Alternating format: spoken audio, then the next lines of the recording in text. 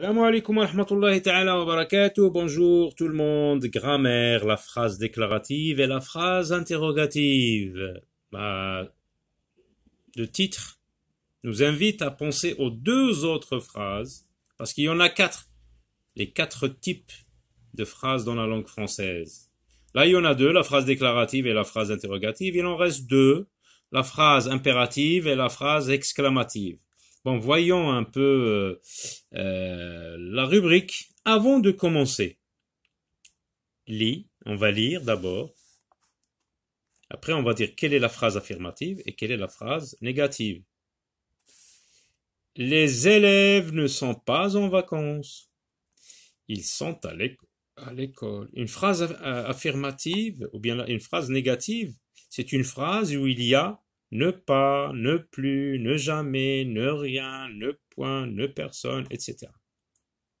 La phrase affirmative où il y a absence de cette négation. Les élèves ne sont pas en vacances. Donc on voit que dans cette phrase, il y a ne pas. Donc c'est une phrase négative.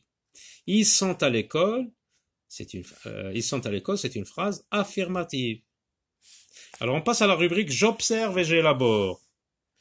Où vas-tu? On voit qu'à la fin il y a un point d'interrogation. Il y a une inversion de sujet. On a inversé. Normalement on dit tu vas, mais on a inversé. Donc cette phrase est une phrase interrogative. Parce que c'est une phrase. Qu'est-ce que c'est qu'une phrase interrogative? C'est une phrase qui me sert à poser des questions. Une phrase interrogative, c'est une phrase qui finit toujours par un point d'interrogation. Donc, je vais à Grenoble, je vais à Berkane, je vais à Oujda, c'est une réponse. Je donne une information. Donc, c'est une phrase déclarative. Une phrase déclarative, c'est une phrase qui sert à donner un renseignement. Là, celui qui a répondu, il a donné un renseignement. Il dit où il va. Alors, lis les phrases, on les a lues. Quelle est la phrase où on demande un renseignement? Eh bien, c'est la phrase où vas-tu? Parce que la personne qui a posé la question, elle cherche un renseignement. Elle cherche à savoir où va cette personne. Quelle est la phrase où on donne un renseignement? Eh bien, c'est la phrase je vais à Grenoble. Parce qu'elle répond à la personne qui a posé la question, et donc elle donne un renseignement. Alors la rubrique, je retiens. On fait une phrase interrogative pour demander un renseignement. Ça, c'est vrai. Lorsque tu demandes à ta maman, par exemple, maman, où est mon vélo? Qu'est-ce que tu cherches? Tu cherches une réponse. Tu cherches une information. Donc tu as fait quoi? Tu as fait une phrase interrogative. Tu sais qu'en parlant, tu es toujours en train de jongler avec ces phrases, des quatre types de phrases, mais tu ne t'en rends pas compte. Mais rappelle-toi qu'à chaque fois que tu poses une question, que tu cherches une réponse, on dit que c'est une phrase interrogative. À l'écrit, alors regarde, quand on l'écrit, elle finit toujours par un point d'interrogation. Alors, des exemples de phrases interrogatives. Quand pars-tu? Comment vas-tu à l'école? Pourquoi vas-tu à Barcelone? Elles finissent toutes par des points d'interrogation.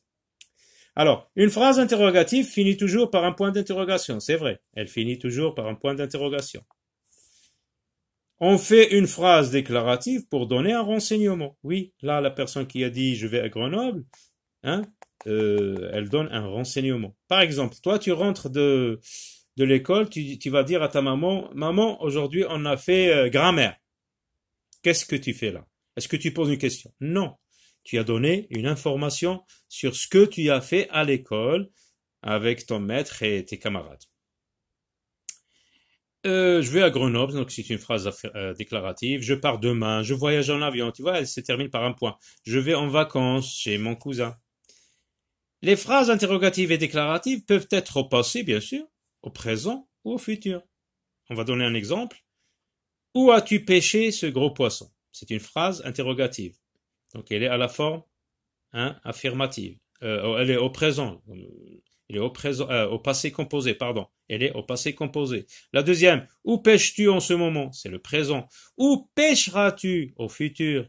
Alors les réponses, les réponses aussi, elles sont en même temps que celles on a posé la question, la phrase interrogative. Je l'ai pêché à Djerba, donc c'est le passé composé. On a posé la question au passé composé, on répond au passé composé. Ici, on pose la question au présent, la personne répond au présent. Ici, la personne a posé la phrase au futur, la personne répondra au futur. Je pêcherai à Djerba. Les phrases déclaratives et interrogatives peuvent être affirmatives ou négatives, comme on a vu ici avec la rubrique je commence avant de commencer. Hein.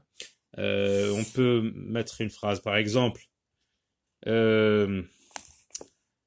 tu as dormi, ou bien as-tu dormi? C'est une question à la forme interrogative. N'as-tu pas dormi? Voilà, j'ai ajouté ne pas.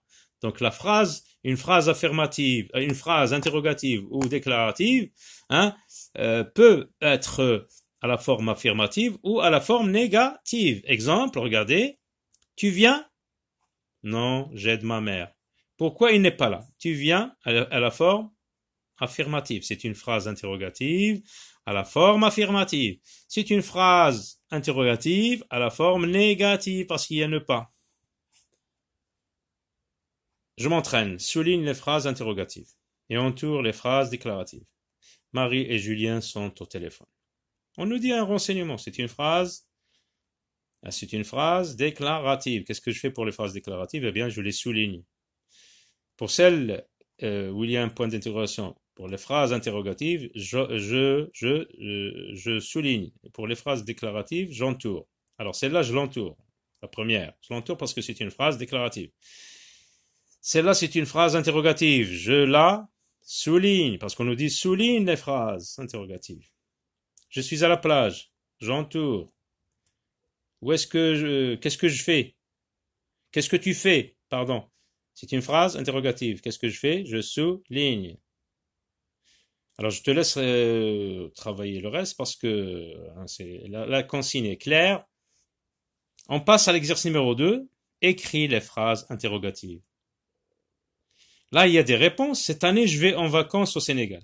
Quelle pourrait être la question à cette réponse, à cette phrase affirmative, déclarative? On peut dire, où vas-tu en vacances cette année?